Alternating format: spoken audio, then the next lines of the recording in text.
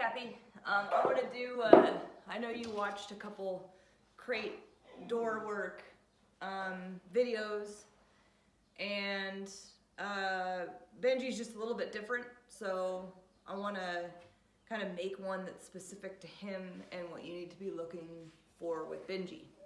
So the first thing is, I'm sure you know already, is don't go to his crate when he's vocalizing.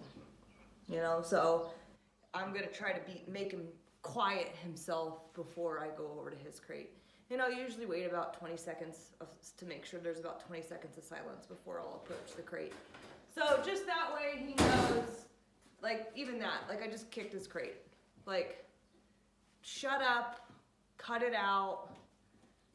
I know you're anxious, we're working on it, I'm trying my best.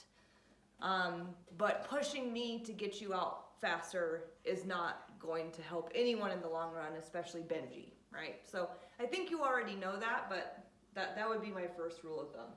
The second rule of thumb is I need to make sure he's really calm before I even attempt to open the crate door. So I'm not even gonna put my hand on the crate door until I see he's to a point that I'm satisfied. And I'm hoping he'll kind of throw some of his punches in this video because he is really anticipatory and will try to be like really submissive and to try to get me to open the door. So hopefully he'll kind of show us some of that.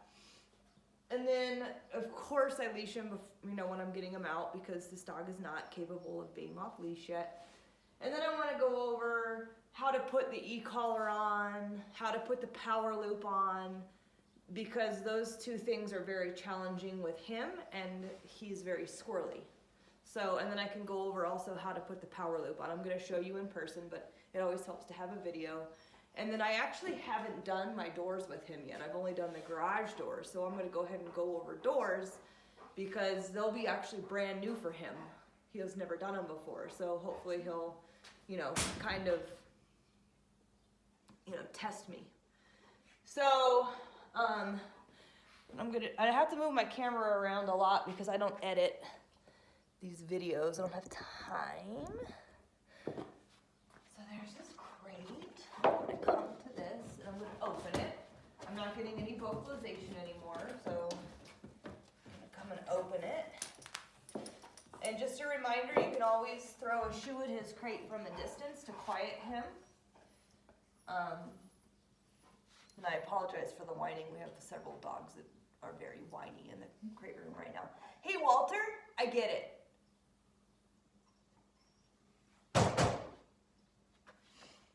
Okay, so of course he's going to show off. So this is really good. He's just sitting. Walter. He's just sitting. So sometimes when I go to his crate door, it probably helped that I kind of gave the crate door a little kick because sometimes he's like scratching at the door. And you can give a little tap on the door too if he's scratching. If it doesn't stop it though, your intensity wasn't high enough. You have to match this dog's intensity. So if you're gonna try and snap him out of it in one fashion or another, if you don't do it firm enough, it's not gonna work. And so it's kind of gonna be your indicator. If you do this and he doesn't stop, it's because you didn't do it firm enough. A lot of times he'll stop on his own. So waiting it out is fine too. It's just every once in a while, I'm just like, your belligerence is unnecessary. Anyway, so the thing I kind of wanted to show you, I'm going to see if I can get this a little closer to him, is the anticipation. When I go to reach for the latch, see how he moved? So when I did this, he actually physically moved with me in anticipation that I was going to flick the latch open. This is part of the reactivity that we're experiencing outside. So I know that sounds kind of crazy, but it's tied together. So anticipation and reactivity they often go hand in hand. And if you think about it, when he sees a dog, he's kind of anticipating this behavior, and it's impulsive. He's impulsive, right? So they're actually very, very similar to each other. So whenever I'm working with a dog, I'm always trying to solve the whole picture. because if I don't resolve the whole picture and I have all these gaps in my lifestyle training, the dog is going to actually just recreate their old behavior eventually, right? I'm just going to band-aid things for a while. So I really want to make sure I'm resolving all issues starting from the crate door.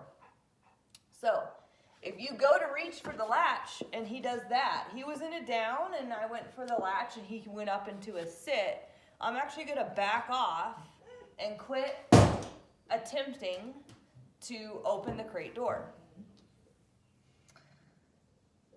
Once I see that he is settled, I will go to open the crate door again. But the thing is that I want to see him stationary. So I don't need to necessarily see that he lays down again. That's not necessarily what I need to see. But I'm always going to kind of back off and pause for about 10 or 15 seconds before I approach the door again, right? And what I want to see when I go to unlatch the door is I really want to see that he's not like flicking or twitching or trying to get up out of position. I don't want to see any of that. I want to see stationary, calm, patient behavior waiting for the next command. So I go in, he's laying down, I'm going to unlatch it. I want to see that he can remain in that position with the door open. If he can't, I actually, with Benji, I close the door entirely and start all over again. I really am trying to discourage the behaviors that he's very addicted to in order to stop them entirely. So if he were to get up at any point and I hadn't said anything, I would encourage you to shut the door and start all over again. And then when I see this wonderful behavior, that's when I'm going to lasso him up. All right, buddy. Stop. Let's see, what could be a better angle here? All right, that's probably a pretty good one. Back it up just a hair. There we go. Hopefully you can see well. Okay, so when you have a power loop, you have to have a backup, just in case they take it off. So the first thing I'm going to have you do is clip this back up to his collar to make sure that he is secure. And then we got the e-collar. And the e-collar, I've just been, every single time I part his hair. Because if I don't find I have a very good connection. So I am going to then part his hair. Now, he used to be really squirrely when I did this. Really squirrely. He also used to be much squirrelier when he came out of his crate. And I forgot to tell you how to get him out of his crate calmly like this. So let me back up a little bit. But real quick, I parted his hair. I pushed those little prongs into where I could see the skin. Then I held him there while I clasped this collar. Sorry, buddy. And then you can even do a little wiggle just to make sure it's really in there. Okay? So let me backtrack. I put the leash on him when I came out of the crate. This is one of the only times you'll ever hear me tell you to keep your leash short. Only give him about 2 feet of space. If you give him 15 feet or even 6 feet, this dog wiggles and squirms and jumps and acts like a dingus. So really, you do the 2 feet of leash and then you pull up on the leash like I taught you to get him to sit. He doesn't need you to push his butt down anymore. You can if you need assistance, but for the most part, just holding up on this leash directly will put him into a sit. You are going to have to get to this calm point. This doesn't happen without repetition. I did not get this level of complacency when I first started. So first I shortened the leash, and then I kind of, enforced to sit. But then what I did is I waited for him to calm down before I started to put the equipment on him.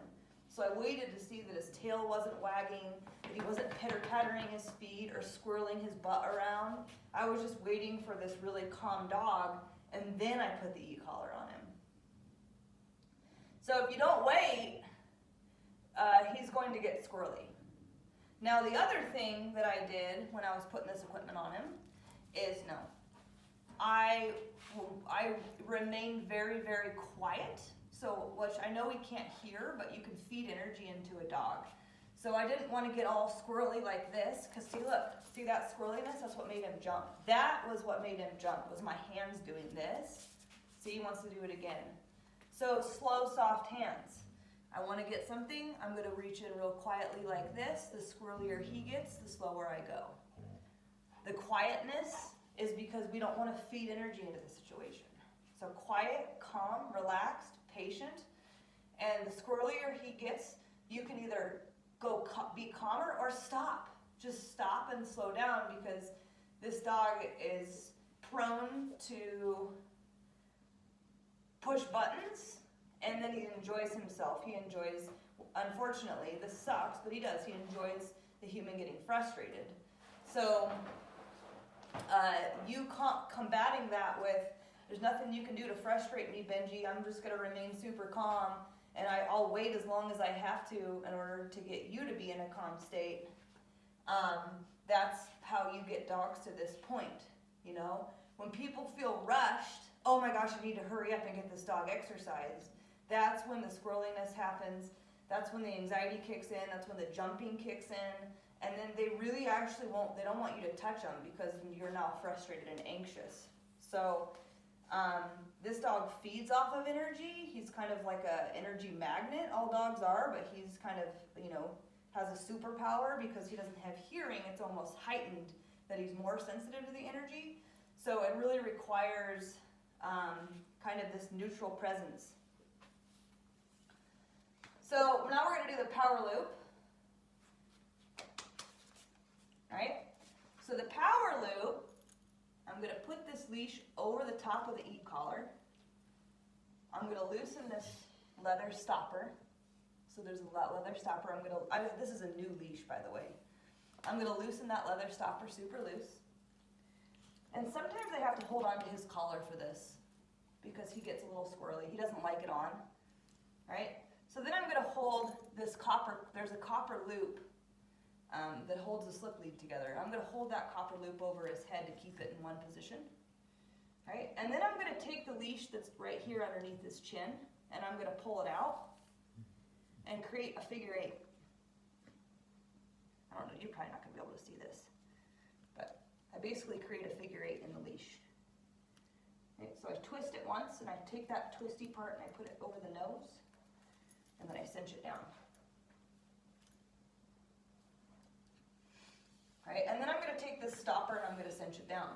And once it's cinched, I'm going to check it to make sure that it's tight. This is another thing one of the only other times I'll tell you to have a tight leash is with the power loop, because this is if it's loose, this dog is going to take it off in a half second. So that's one reason, but the other reason is because this leash is meant for more subduing purposes, so it actually needs to be snug, kind of like a thunder shirt. Okay, so that's the gearing up portion of this video.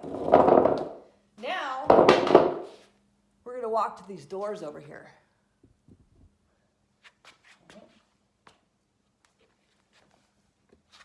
Now, the thing is, he's never done this before, but he has walked to this door before, because that's where I have to open the garage from. So when I used to start this process, he would run around like a bat out of hell if I started walking. So this is actually where I do most of that one-step process, where I'll go here and make him check in, here, make him check in, here, make him check in. Because the faster you go with this dog, the faster more anxious he becomes, and the faster he goes. So I really made sure that this first setting the tone process of the activity was as slow as I could go, to make sure that he understood what the tone was going to be, and that we weren't going to be doing this hyperactive nonsense that he's kind of addicted to. So this is where inside is where I do most of my step-by-step, are you with me, are you with me, are you with me? Now I'm just going to make 2 points real quick. One, if you take a step forward and he shoots forward, you got to take a step back and start over. You have to show him that he's not going to get any forward momentum unless he stays with you. So you got to move backwards in order to help him understand that he has to recover that ground in the fashion that you're looking. He cannot push his way forward to get access to things. So if you just take one step, and you're going forward the entire time, but he keeps shooting in front of you and you just keep repositioning him, he's not learning how to stay with you, because he still gets to move forward. He's still gaining a step. So I'll back up even a step or two and start over again, because I'm just telling him, no, literally every single inch of this ground, you have to be following me. We're not playing this game of, oh my God, I'm going to leap and bound around and act like a dingus. We're not playing that game, buddy. Stay with me. So that's the first thing I wanted to say, is you have to back up and start over again if they blow you off. The second thing is, don't get complacent with this dog. Do not ever, this is going to be probably the hardest part, honestly, and he's hard in many ways, go, that's good enough. I saw you do that at the midweek. I understand. He's obnoxious. He's challenging, and he requires like literal meditation when you're with him. When you're with him, you have to go into this like meditative Zen state where you tell yourself, no, this doesn't faze me at all. I'll keep doing this all day. I'm more determined than you are. Try me, buddy. Because if you don't, this dog is too smart and this breed is too manipulative to then go outside and follow you, you know? And even when you're outside, you don't want to cut corners.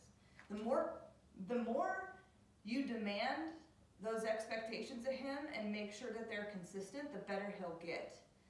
So a good piece of advice would be with the crate etiquette, the walking through the house etiquette, and the door etiquette are more important than working him outside when he first comes home, because you're setting a tone. So if you only have 20 minutes to work him and 18 of them were spent doing this shit, I don't really care. I really don't. Potty him and bring him back inside and crate him. Because what he needs to understand in that brain of his is that he cannot use his anxiety and hyperactivity to push you forward. The more he pushes you, the slower you'll go. And the slower you go and the more consistent you are about those expectations, he will give it up and he will find another level of respect for you where you're going to be able to do this. I mean, I could have been done by now. You know, the only reason why I'm not is because I'm talking to the camera. So I only get these types of results because I know that if I am as always consistent in my expectations, that will become the dog's new norm. And that's what I want for you, is for this level of calmness, especially just coming out of his crate, which is usually where he is the most rearing to go.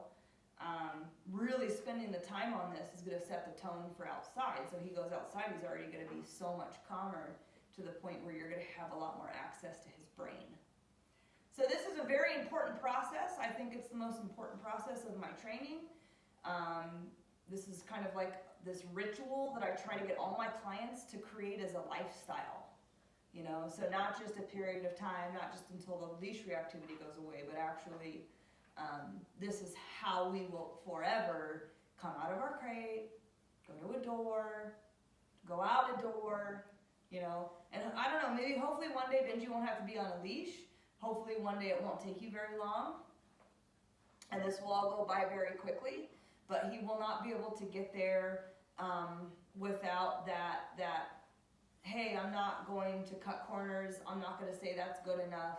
My expectations are going to remain the same, and I'm going to make sure to get those expectations every single time. That's how you get to the point where you don't have to manage this shit anymore. Border Collies are too smart to get complacent and cut corners, because in their brain, that's a loophole. And when there's a loophole, now, how many loopholes can I find? Because I'm a naturally manipulative breed, and I kind of want to see if I can push this human to the point where they'll just kind of like, you know, let me be in control of the situation. And so you have to be a stronger Border Collie and say, no, that's not how it's going to be in my home. in my home, these are the expectations, and I'm not going to give you loopholes because I know that you're going to take advantage of me, and I'm gonna spend more time being consistent if that's the way it's going to be, Benji, right? And this might be it might be annoying at first, but it might be a breath of fresh air at first too, because that means you're going to spend a lot less time outside if you're focusing more on this first portion of the training and solidifying this. This will make the outside easier. Spending less time outside will be easier on you and also on his chemical levels inside of his brain and his body, since we're not going to be loading as much of adrenaline in his system. So in the first week or two that he's home and you're having to spend a lot of time on this portion of the training, don't fret about it. Just don't rush it. Just follow the steps. Keep the expectations the same. And this is going to end up moving along very quickly and setting a very nice tone for outside of your home. All right. So we're doing that step-by-step thing to the door. And then we're going to go get to the door. Let's go and see how he does.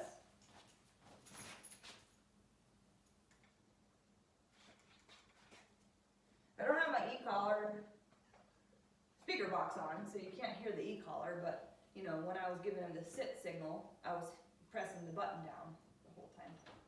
All right, so you've seen from my other videos the step-by-step process. Step 1, walk to the door with me and sit. Kirby! 1, walk to the door with me and sit. Step 2, open the doorknob, pause. What is he going to do? Step 3, open the door. Is he going to bolt through? He's never done this door before. I'm really proud of him. Step 4, eye contact. When I get eye contact, we're going to walk through that door together in a here position. So there you failed. So he did steps 1 through 4 great. But that 5th step, he tried to bolt. So I'm going to call him back and we're going to redo the 5th step. So it looks like that. Okay, this is normalizing doorways. You're going to go out the door as normal as a human would. We're not going to explode out of it. It's not a big deal. Relax. Alright, so we walk to the door together. Step 1, and then sit. Step 1, step 2, twist the doorknob, pause. What is he going to do? Step 3, open the door. What's he going to do? Step 4, eye contact. Step 5, here. Through the door nicely. Okay? One more door. This door will be harder because it'll be to the outside world. This door is always a lot easier for dogs because all it is into this tiny little workshop space. So again, you have a couple doorways too. So you're going to be doing this process a couple different times, and at gates too, you know, any door. It doesn't have to be like your bedroom door and stuff like that, but large entryways, your garage door, your yard door, your front door, your gates. This is what it's all going to look like. Going in and out. Here. So I'm saying the word because it's hard for me not to, but also it might help you remember to layer your e-collar if you say the word, because you're supposed to layer the e-collar with the word. So it might help. And if it doesn't, and you can do it without, that's fine. All right, step 1, perfect. Step 2, twist the doorknob open. See what he's going to do. Step 3, open the door. What's he going to do? I'm kind of surprised, but I do know that you've been doing this at home, and also the power loop is magically subduing, so that might be where we're getting this. 4, eye contact, and then 5, we're going to go through that door together.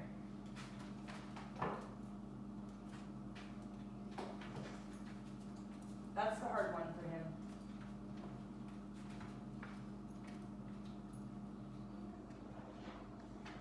So I'm tapping my e-collar whenever I'm giving him a hand signal, or whenever I'm... Okay, no? All right, can you see that? He's trying to get this off. I want you to see what I do when he tries to get it off.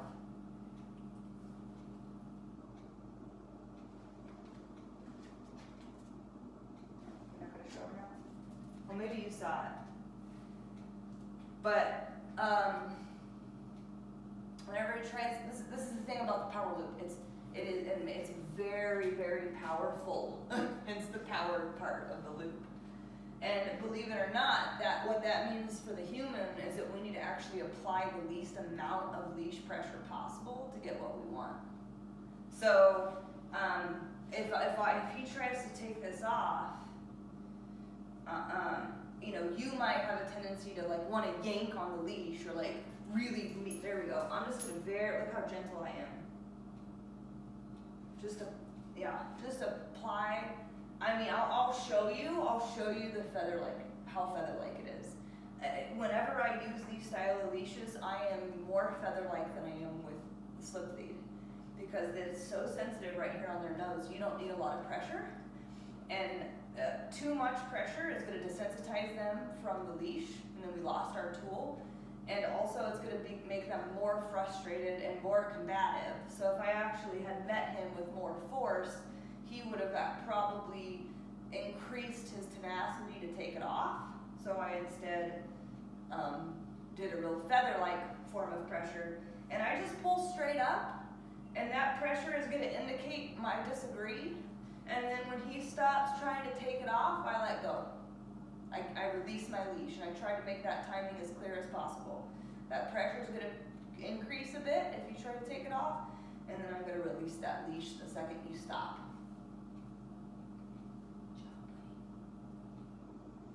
This is a really, really awesome tool, but you have to be careful with it because a lot of people overuse it with their leash, that they put too much leash pressure on the dog, so then the dog really becomes desensitized to the sensation, and it's no longer a subduing style of leash anymore. One of the things you're probably noticed with Benji, I've said this kind of a lot, honestly. I'm kind of doing the opposite of him. Like, he meets me with more intensity, I calm down. He tries to be belligerent, I get softer. He tries to get squirrely and hyperactive, I slow down and actually become a calmer source. So, and that it's that contrast we were talking about is the reason why I'm doing that. It's like, okay, you want to feel this way, but what you need to do is feel the way I'm feeling. So let me show you how to do that. And I can't show a dog how to feel calm if I'm anxious and frustrated and pissed off at him, So that's kind of my spiel on thresholds and the power loop and gearing them up and everything like that. We'll go over this at the go home, but it's the one that there's a couple different things before I wrap this session up, and one is that you always have to backtrack where he's failed and start over again. So even with the doors and walking to the doors and all that, wherever he gets ahead of you or breaks a sit or just in general tries to be defiant, you got to back up and do it again and say, no, that's not what I want, that's not my expectation, let's try this again. Okay, so that's one of the other pieces of advice I have for you. And then in terms of what we do when we get outside, I will, after he walks in here with me, I will kind of shoo him out, and that's his release to go to the bathroom and go be free. So, he's like, well, I can't, I'm not outside. So I'll shoo him out, and then he'll pee and sometimes poop, and then you gotta watch out, because once he's done going to the bathroom, that's when he kind of starts to look at the human and go, I'd kind of like to circle you and maybe treat you like a cow or a cow. So, watch that, make sure he's relieved himself, and then after he has, kind of watch what he's doing around your body, because I want him to have some free time to sniff and get his, stretch or poop or whatever he needs to do, but at the same time, he becomes very obsessed with circling the human, so you might have to get to work right away because you don't want to promote that kind of circling cattle dog type behavior. So, all right, thanks for listening.